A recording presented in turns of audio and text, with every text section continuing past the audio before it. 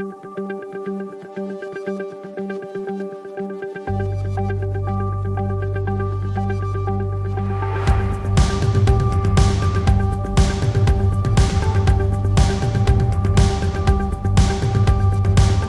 finally happened. It's been a pleasure to get the centre open and up and running, and today's been such a fantastic day. It's been a wonderful opportunity to showcase our facilities to the local community, including members of the Senedd, and for local businesses and Maesteg and the surrounding areas. We are quite a modern centre. We have state-of-the-art IT suites with fully furnished classrooms with touchscreen and interactive boards for all the students. We have a large workshop here which can accommodate 20 students. We deal with a lot of local builders merchants so they can supply us with best quality materials.